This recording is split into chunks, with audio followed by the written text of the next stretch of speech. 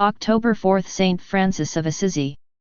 The patron saint of Italy, Francis of Assisi, was a poor little man who astounded and inspired the Church by taking the Gospel literally, not in a narrow fundamentalist sense, but by actually following all that Jesus said and did, joyfully, without limit, and without a sense of self-importance. Serious illness brought the young Francis to see the emptiness of his frolicking life as leader of Assisi's youth. Prayer, lengthy and difficult, led him to a self-emptying like that of Christ, climaxed by embracing a leper he met on the road. It symbolized his complete obedience to what he had heard in prayer. Francis, everything you have loved and desired in the flesh it is your duty to despise and hate, if you wish to know my will.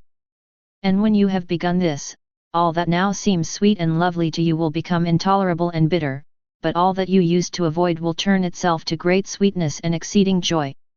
From the cross in the neglected field chapel of San Damiano, Christ told him, "Francis, go out and build up my house, for it is nearly falling down." Francis became the totally poor and humble workman. He must have suspected a deeper meaning to "build up my house."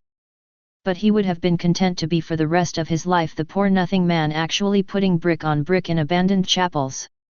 He gave up all his possessions, piling even his clothes before his earthly father, who was demanding restitution for Francis' gifts to the poor so that he would be totally free to say, "Our Father in heaven."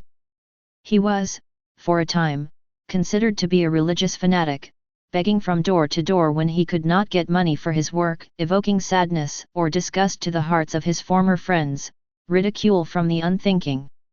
But genuineness will tell. A few people began to realize that this man was actually trying to be Christian. He really believed what Jesus said, "Announce the kingdom.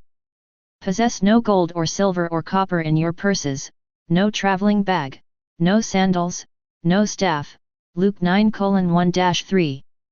Francis' first rule for his followers was a collection of texts from the Gospels.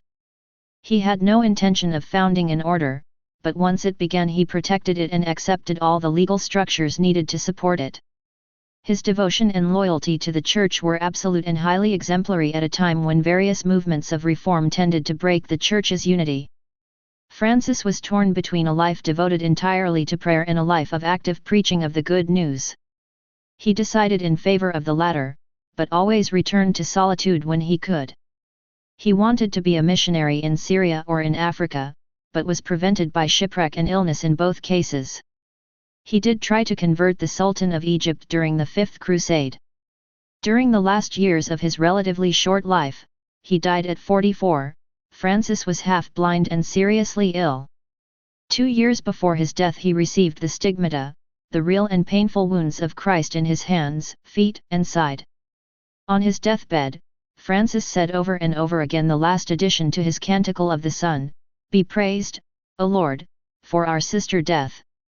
He sang Psalm 141, and at the end asked his superior's permission to have his clothes removed when the last hour came, in order that he could expire lying naked on the earth, in imitation of his Lord. Saint Francis, pray for us.